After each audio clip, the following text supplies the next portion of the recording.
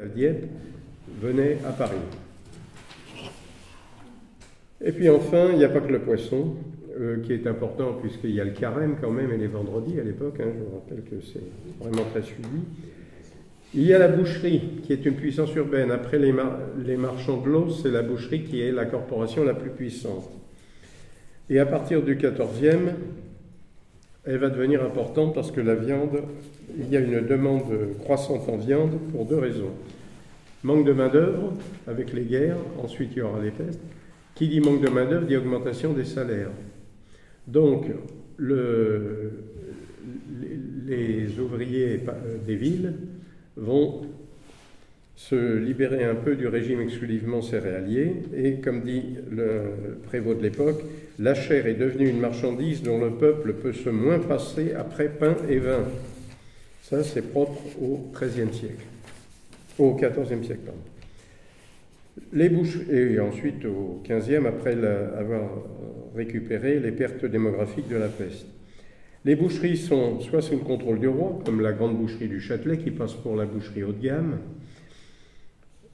Les seigneurs de Paris, parce qu'il ne faut pas croire que le roi possède tout le foncier à Paris. Il n'a en fait que une partie de l'île de la Cité, une partie de la rive gauche. Il y a encore beaucoup de seigneurs laïcs et ecclésiastiques, et surtout l'évêque, qui possèdent le foncier, et ils contrôlent des boucheries. Quand je dis les ecclésiastiques, il y a la boucherie de Sainte-Geneviève, de Saint-Germain-des-Prés, de Saint-Martin, la boucherie de l'évêque, qui a une particularité, elle a le monopole de la viande qui est réservé à ceux qui sont dispensés de carême, parce que trop faible. Malade, trop faible, vous êtes dispensé du poisson frais qui vient de Boulogne. Donc, ça, c'est chez l'évêque qu'il faut aller s'approvisionner.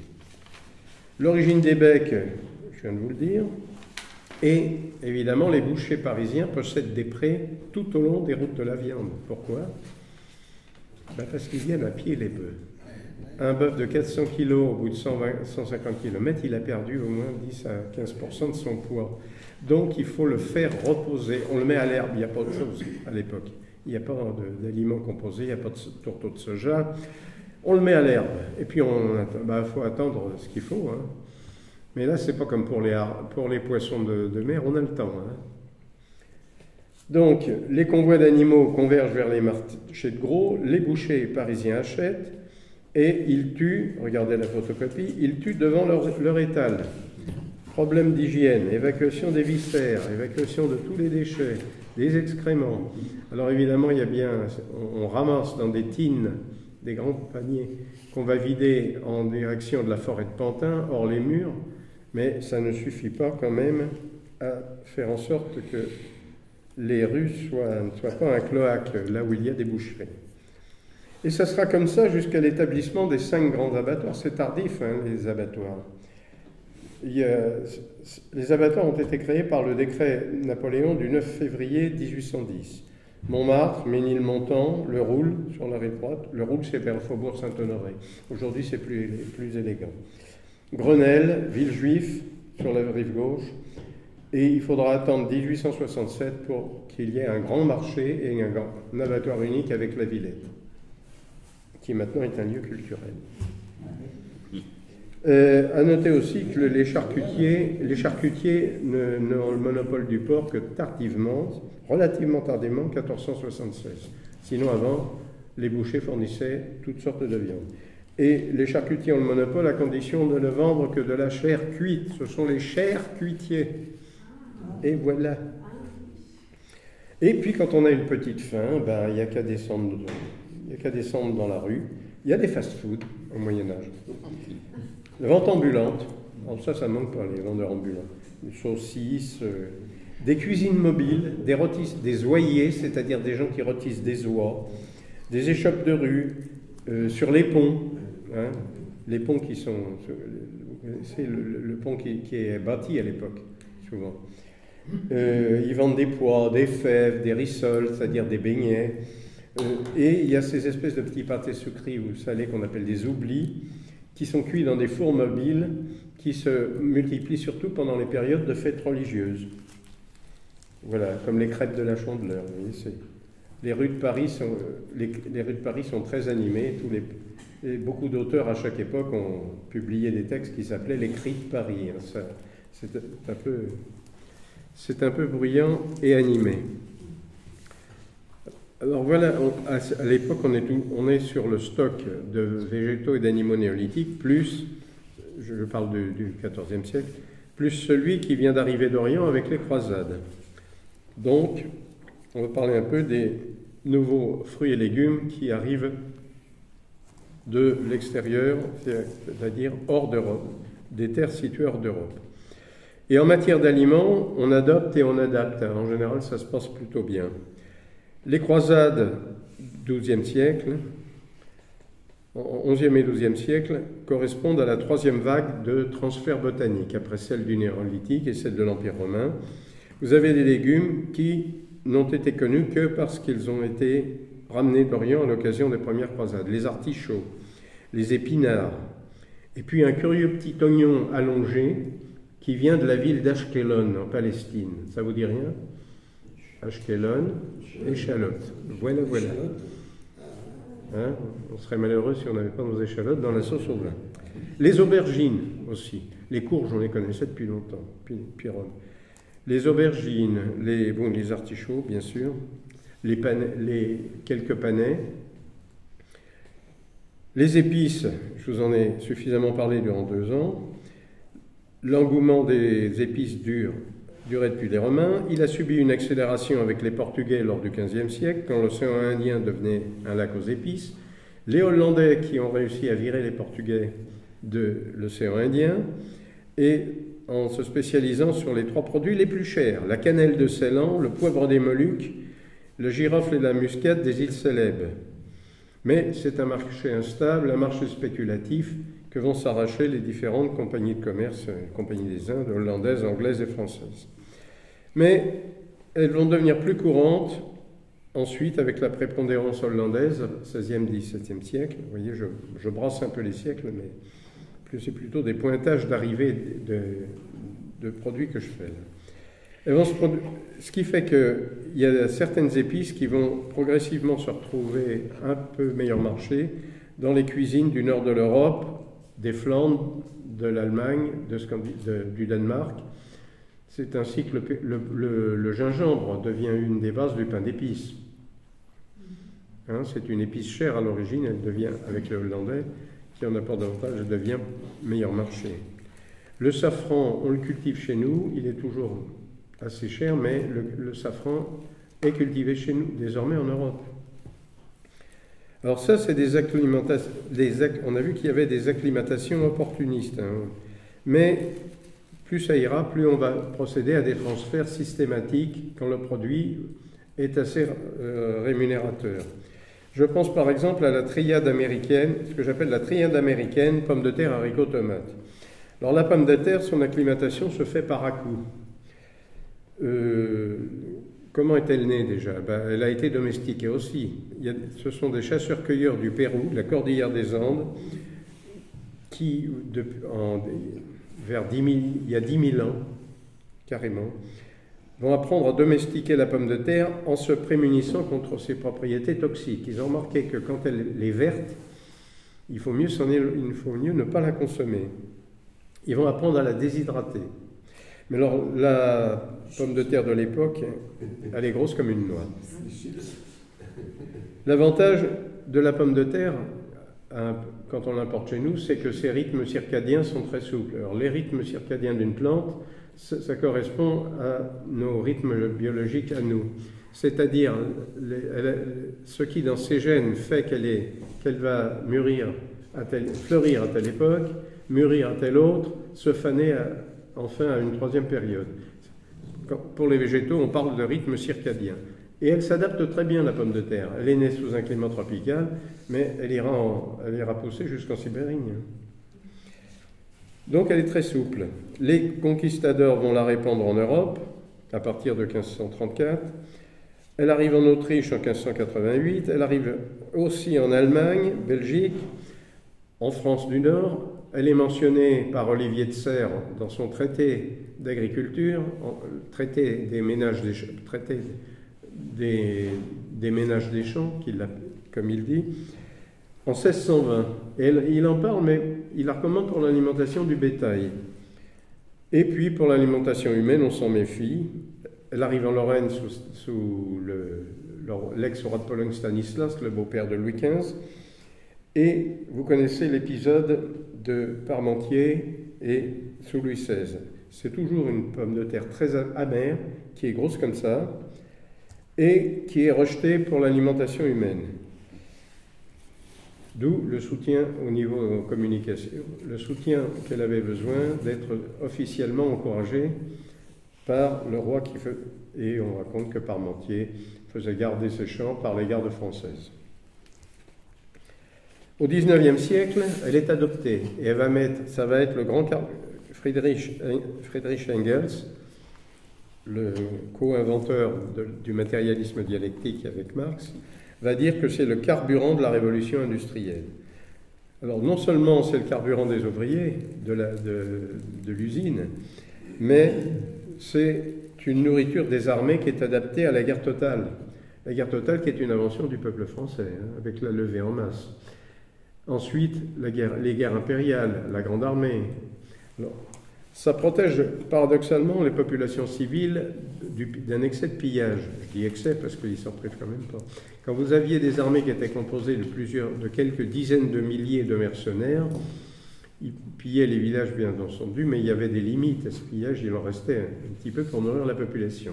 Si vous avez des armées dont les soldats se comptent en centaines de mille, alors là, lâcher sur le plat pays, ça peut faire des dégâts et on a intérêt à avoir un service de l'intendance.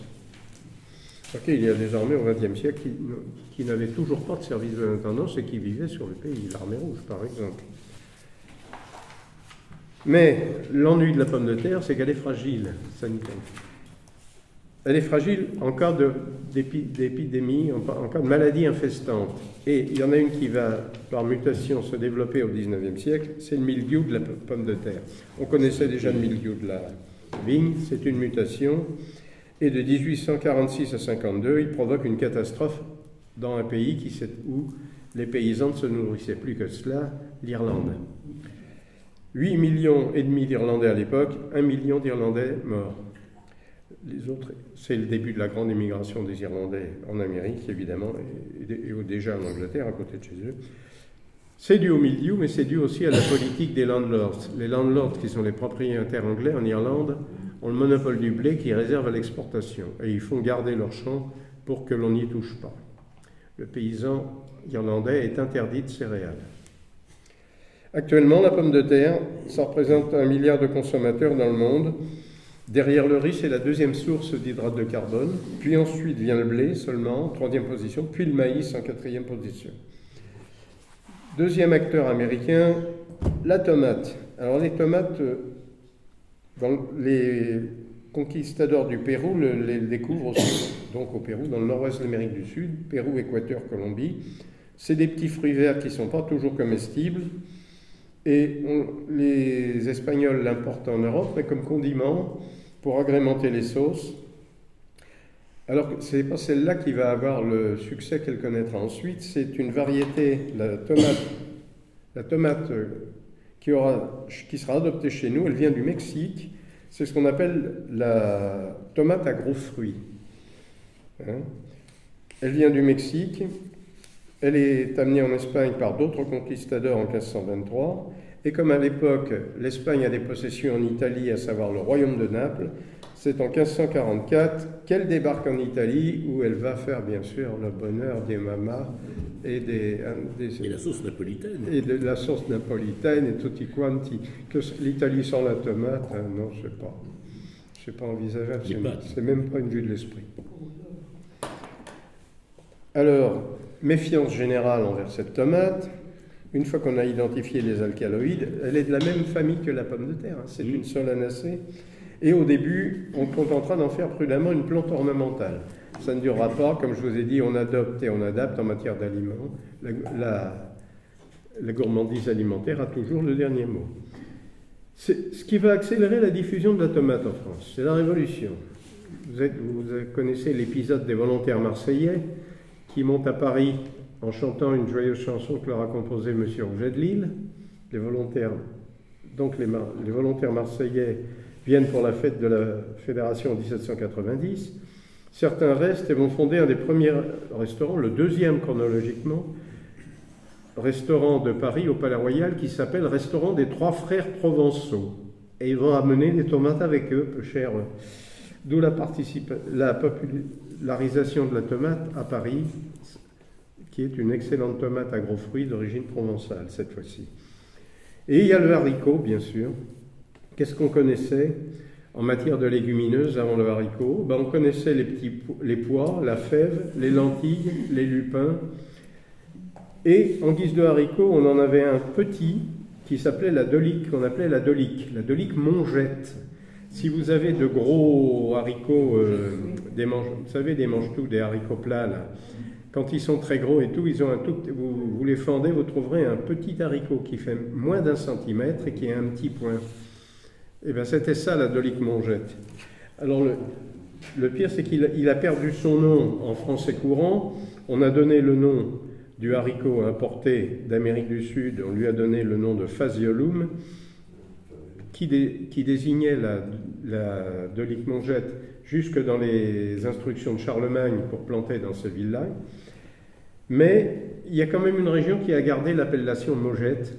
Les Mogettes, c'est la Vendée et les Charentes. Vendée, Poitou et Charente. On dit les Mogettes même, en Vendée.